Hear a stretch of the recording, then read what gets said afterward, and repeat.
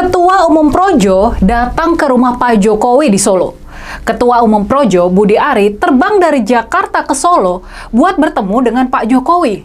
Dan, setelah pertemuan, baik Pak Budi Ari maupun Pak Jokowi, mereka sama-sama berkata kepada publik melalui media kalau pertemuan tersebut hanya silaturahmi biasa. Mereka bertemu empat mata di rumah Pak Jokowi, nggak membahas urusan politik, tapi cuma silaturahmi biasa. Cuma silaturahmi biasa. Kalian percaya sama yang diucapkan oleh Ketua Umum Projo, Pak Budi Ari ini? Kalian percaya sama yang diucapkan sama Pak Jokowi? Kalian percaya kalau pertemuan mereka berdua nggak membahas urusan politik dan cuma kangen-kangenan biasa? Cuma silaturahmi biasa? Kalian masih percaya sama omongan-omongan menghindar seperti itu dari Pak Jokowi dan Pak Budi Ari? Memang, pastinya kita nggak mudah percaya lagi sama kedua orang tersebut. Sama Pak Jokowi dan Pak Budi Ari. Kita sudah nggak bisa kemakan lagi sama trik kuno mereka. Dan sebaliknya, kita malah merasa yakin. Kita merasa sangat yakin kalau pertemuan di Solo tersebut pasti membahas soal politik. Gimana kalau menurut kalian? Benar gak? Jadi, apa yang sesungguhnya dibahas sama Pak Jokowi dan Pak Budi Ari di Solo? Apa yang sedang mereka rencanakan? Apa muslihat yang sedang mereka rancang? Apakah ini ada kaitannya sama Pak Prabowo? Apakah ini ada kaitannya sama Presiden Prabowo? Apakah seperti diributkan banyak orang, pertemuan tersebut terkait dengan rencana reshuffle kabinet oleh Pak Prabowo? Apakah Pak Budi Ari ini termasuk menteri yang bakal tergeser? Sangat bisa jadi ya. Apakah bisa jadi juga Pak Budi Ari menghadap Pak Jokowi di Solo karena ingin membahas kasus mafia pelindung judi online di Kominfo yang menyeret-nyeret namanya? Jangan lupa, Pak Budi Ari sudah sempat diperiksa polisi terkait kasus mafia pelindung judi online ini. Pak Budi Ari sudah diperiksa pada pertengahan bulan Desember lalu. Jadi, apakah soal kasus judi online dan rencana reshuffle inilah yang dibicarakan sama Pak Budi Ari dan Pak Jokowi? Apakah mungkin saja Pak Budi Ari curhat soal kasus yang menimpanya dan nasibnya di kabinet? Dan apakah, ini ada teori konspirasi yang menarik. Apakah Pak Budi Ari sedang minta pertolongan dari Pak Jokowi? Meminta backup dari Pak Jokowi sekaligus melempar ancaman? Apakah dia akan mengancam menyeret nama mantan presiden tersebut kalau sampai dia sendiri diseret-seret lebih jauh dalam pengungkapan mafia pelindung judi online? Gimana nih kalau menurut kalian? Apa masalah yang kalian yakini jadi pembahasan di antara Pak Budi Ari dan Pak Jokowi?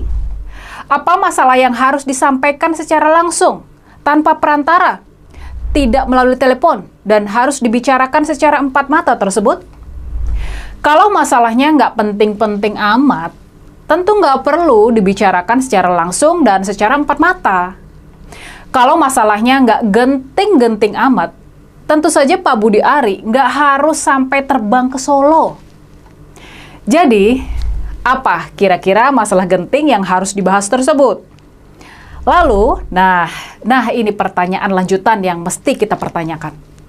Yang patut kita pertanyakan adalah apa tanggapan dari Presiden Prabowo atas aksi menterinya yang menghadap kepada sang mantan tersebut? Apakah pertemuan Pak Budi Ari dan Pak Jokowi nggak malah membangun kecurigaan Presiden Prabowo? Makanya nih, kita jadi tambah bertanya-tanya. Kita jadi bertanya-tanya mengapa Menteri Budi Ari sampai nekat juga buat menemui mantan Presiden Jokowi di Solo. Apakah dia yang dipanggil sama Pak Jokowi?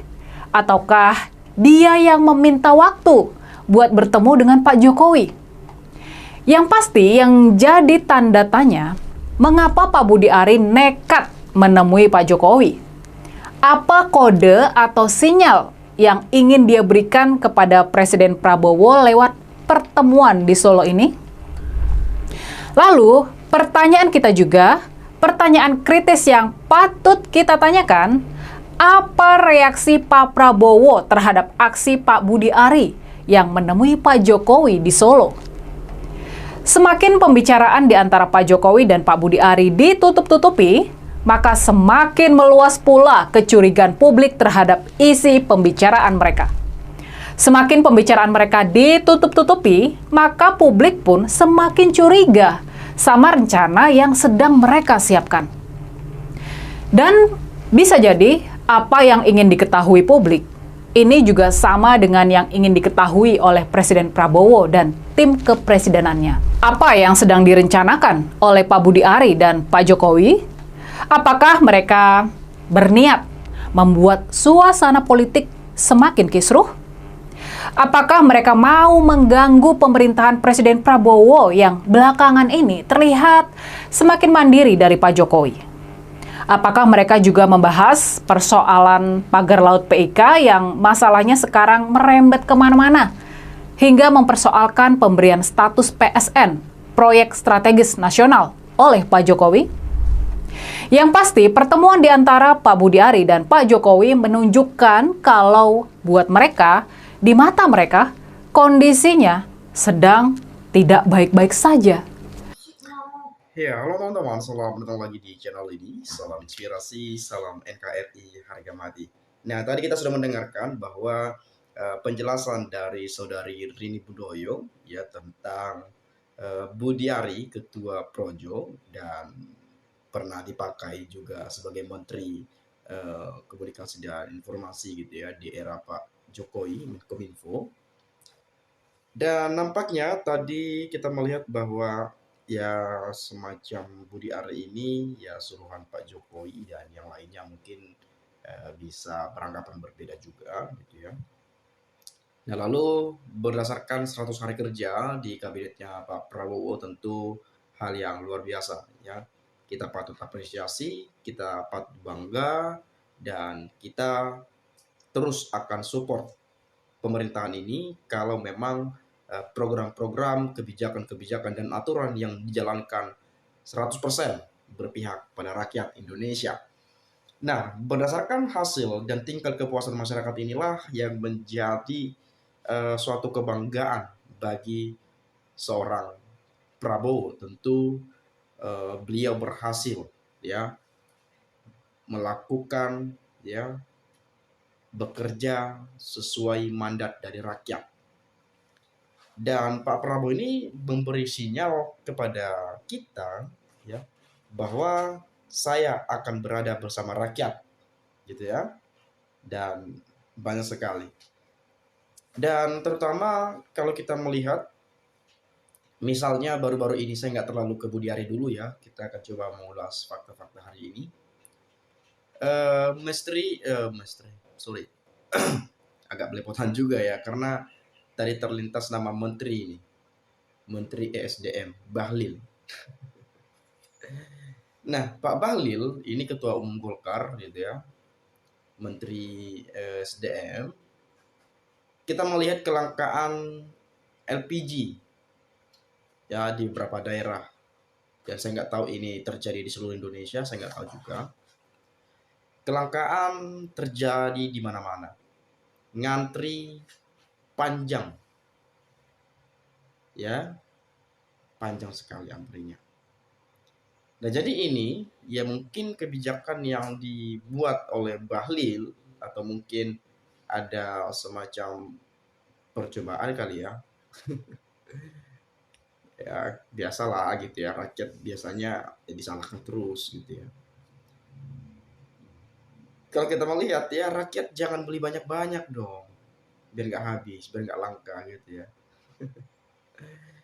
Nah, lalu kemudian memang kalau kita melihat kelangkaan gas ini, LPG yang 3 kiloan gitu ya, dengan berbagai problem, dengan berbagai hal macam lainnya, lalu Pak Prabowo sebagai presiden memerintahkan menterinya untuk menyampaikan, atau Pak Prabowo-nya langsung, beliau tidak ingin menyusahkan rakyat, menyengsarakan rakyat.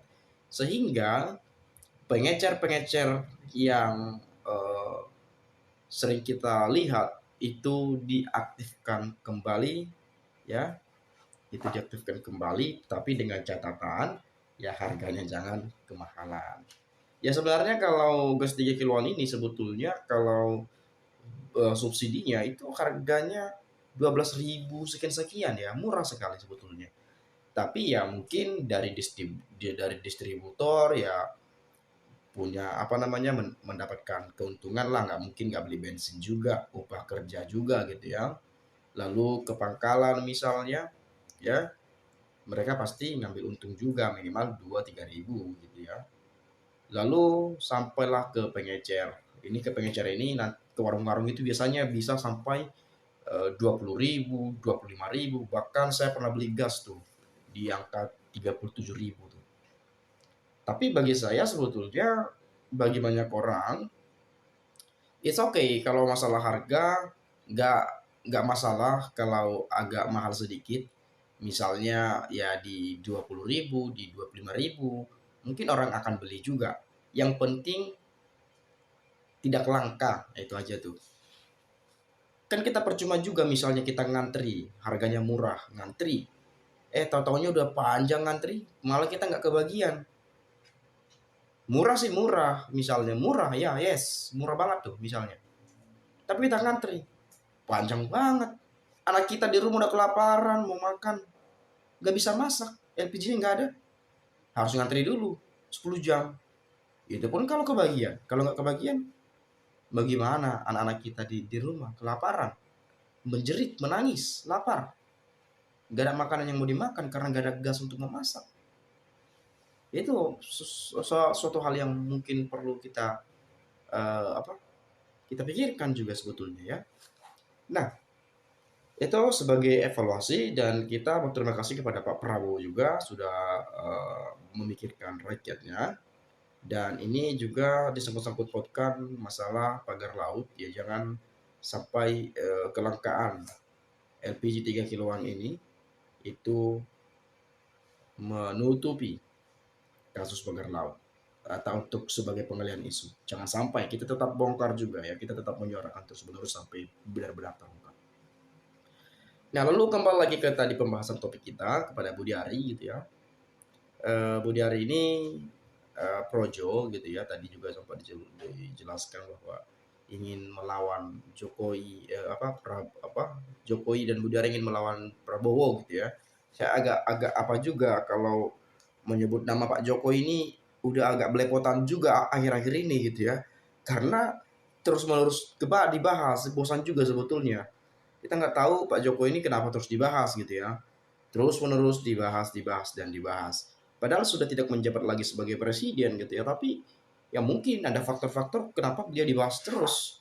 Ada keterlibatan ini itu, ada perbuatan ini itu dan lain-lain, cawi-cawi kesana kemari, kunjungan ini itu, pengaruh-pengaruh segala macam, banyak sekali yang menjadikan Pak Jokowi menjadi topik pembahasan terus.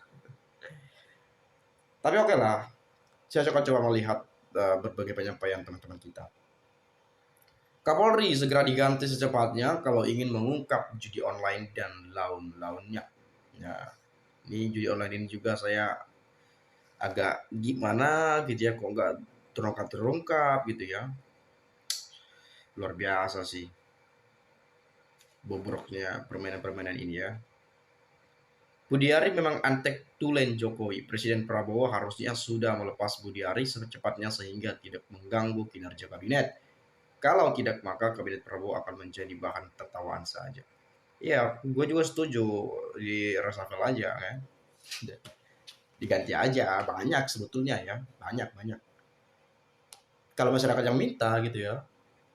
Tapi kalau ya tergantung Budi Ari bisa kerja apa enggak tuh ya. Kalau bisa ya gak masalah, tapi ya kita agak waspada juga sebetulnya. Ini kan orang-orangnya Pak Jokowi gitu ya. Sikat Pak Presiden, jangan takut dan ragu. Bapak kan punya pasukan yang siap menjaga NKRI. Jangan percaya sama orang-orang munafik dan oportunis ya. Mulyono tidak bisa dipercaya, bukti orang suruh ngapalin Pancasila. sendirinya nggak paham, yaitu kasus MK-MK, DPR, Undang-Undang Pemilu, rakus omnivora, amanat rakyat jadi amanat keluarga, gelar Raja Muna. Urat malu putus, pasti jahat, lihat pagar laut. Viralkan itu orang-orang yang pelindung judol. Kami tidak percaya sama pembohong-pembohong negara yang faktanya banyak sekali. Kalau Budi Ari pakai baju orange, saya bersyukur banget. Ya, luar biasa sih. Udah titipan Menteri Jokowi pecat, biar Presidenku Bapak Prabowo fokus bekerja untuk keadilan dan kesejahteraan rakyat Indonesia. Kenapa backing judul tidak diusut kasusnya? Seharusnya Budi Ari segera ditangkap biar semua mafia judul bisa terungkap. Mereka sedang panik karena ada yang menggugat pimpinan KPK sekarang tidak sah.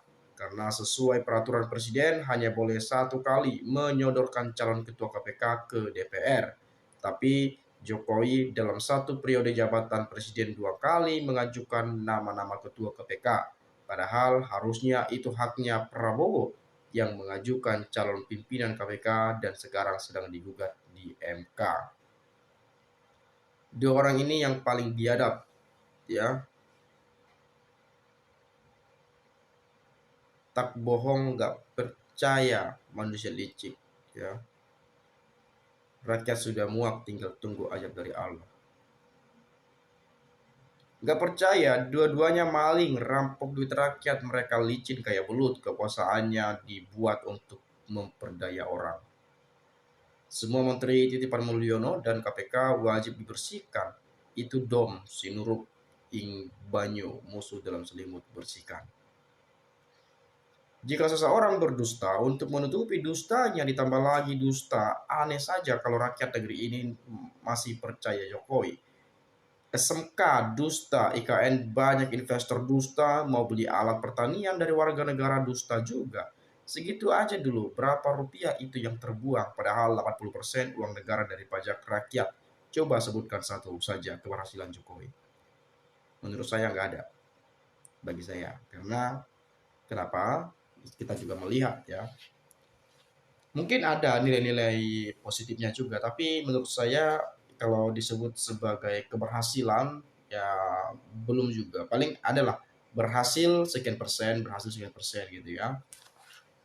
Tapi ya oke lah, memang setiap manusia dalam memimpin ada plus minusnya juga. Ya kita akui pembangunan infrastruktur secara masif dilakukan, tapi ya ngutang juga. Nah, ini apakah disebut sebagai keberhasilan atau prestasi kalau membangun dengan cara berhutang? Ya, saya nggak ngerti jelas, teman-teman saja itu yang jawab, ya. Itu saja mungkin teman-teman. Sekali lagi saya minta maaf kalau ada yang salah atau kepleset dalam berbicara. Tidak bermaksud untuk memprovokasi, ya, apalagi hal-hal yang tidak terpuji. Terima kasih. Saya ucapkan salam inspirasi, salam NKRI, hari kemarin.